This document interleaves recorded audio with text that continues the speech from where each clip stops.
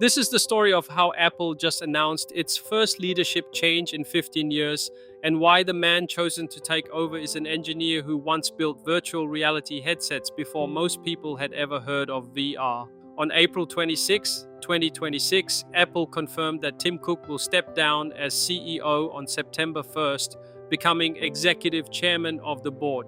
His replacement, John Ternus, the company's senior vice president of hardware engineering, a 25-year Apple veteran who has quietly shaped nearly every physical product Apple makes today. The decision was unanimous among Apple's board of directors, the culmination of what they described as a thoughtful, long-term succession planning process. But to understand why this matters, you need to understand what Tim Cook built and what challenges the next CEO inherits. When Cook took over from Steve Jobs in August of 2011, Apple's market cap sat at roughly $350 billion. Today, it stands at $4 trillion. That is not a typo. Under Cook, Apple's value increased by more than 1,000%. Annual revenue nearly quadrupled, climbing from $108 billion in fiscal year 2011 to more than $416 billion in 2025.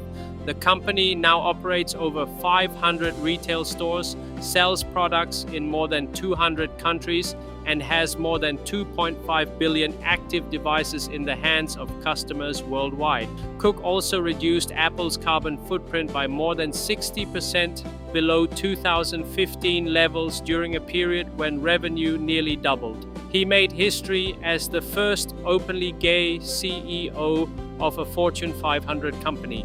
And perhaps most impressively, he did all of this while being told repeatedly that he wasn't innovative enough. In 2016, analysts compared him to Steve Ballmer, the Microsoft CEO widely blamed for that company's lost decade. Cook answered those critics with the Apple Watch, AirPods, Apple Silicon, and a services business that generates hundreds of billions in recurring revenue. Steve Jobs told Cook upon handing him the company, "Never ask what I would do, just do the right thing." By virtually every financial metric, Cook did exactly that. So why step down now, and why John Ternus? The timing is not coincidental. Apple is undergoing its most sweeping leadership transformation since Jobs died in 2011. Jeff Williams, the longtime chief operating officer widely considered Cook's heir apparent, retired in November 2025 after 27 years. AI chief John Giannandrea announced his retirement.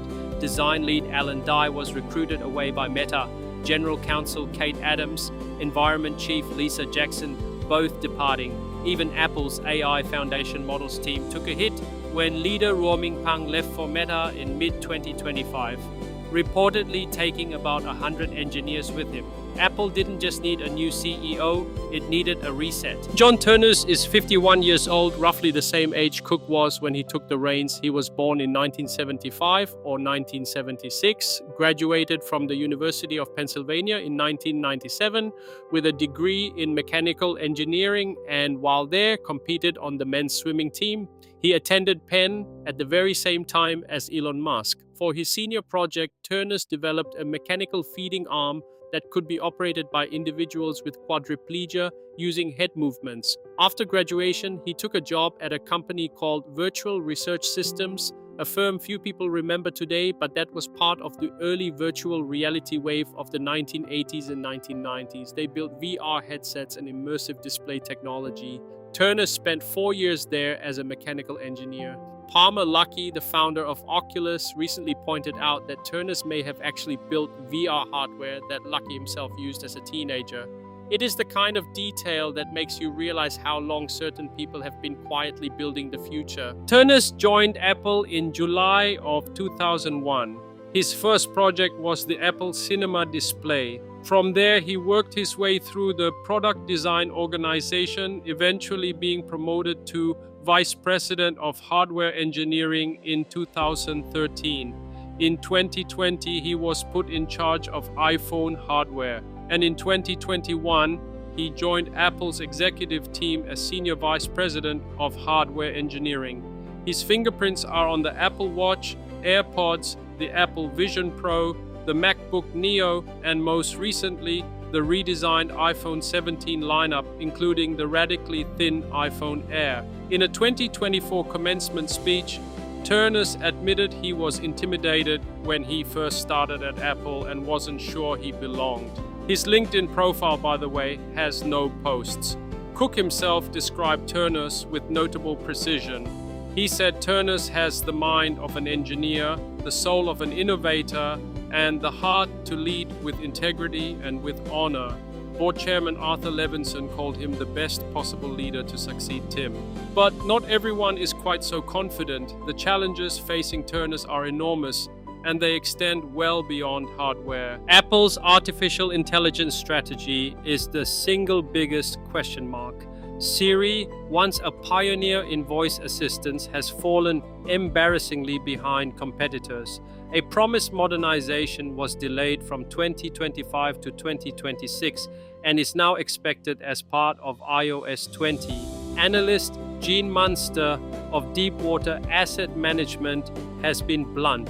He says Apple's leadership misread the market, calling it a failure to recognize where the world was going and the speed things were happening.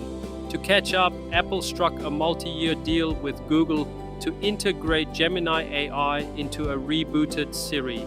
This reflects an internal view that large language models may become commoditized, meaning it might not be worth the massive cost of building proprietary models from scratch. But it creates a tension with Apple's core brand promise of privacy. Experts have raised concerns about Google's potential access to user data. Then there is the Apple Vision Pro. It sold roughly 500,000 units in its first year, and reports suggest only 45,000 units moved during the Christmas quarter of 2025. The media has largely called it a flop. Whether that is fair or premature remains to be seen, but it is Ternus's product and it will be his problem to solve. Some analysts are also asking a deeper structural question. Cook was an operations genius, a supply chain mastermind. Ternus is a hardware engineer. As one observer put it, what happens when a strategist and operations guy leaves? Who fills that void? You can make great products, and that matters enormously in the Apple universe, but you also need an operations strategy. The counter-argument is that Apple has built an executive bench designed to handle this. Sabi Khan has stepped in as COO. Kevin Parekh is the new CFO. Johnny Sroji, the architect of Apple Silicon, will take over Ternus's hardware engineering role. Amar Subramanya, a veteran of Google's AI division, is leading the AI team. And Jennifer Newstead, recruited from Meta, will serve as general counsel. Apple also has more than $130 billion in cash and marketable securities, along with a commitment to invest $600 billion across the United States over the next 4 years. Whatever challenges arise, they will not be facing them broke. Analyst Dan Ives summed it up well. Cook leaves a lasting legacy in Cupertino, and there will be a lot of pressure on Ternus to produce success out of the gates, especially on the AI front. The broad expectation had been that Cook would stay through at least 2027, long enough to shepherd the Siri overhaul and a wave of smart home products through launch. Instead, it appears that flood of products expected in late 2026 and early 2027, from the Siri update to the first touchscreen MacBook, will allow Ternus to begin his tenure with an Apple already starting a new chapter. Come September 1st, 2026, John Ternus will become only the third CEO in Apple's modern history.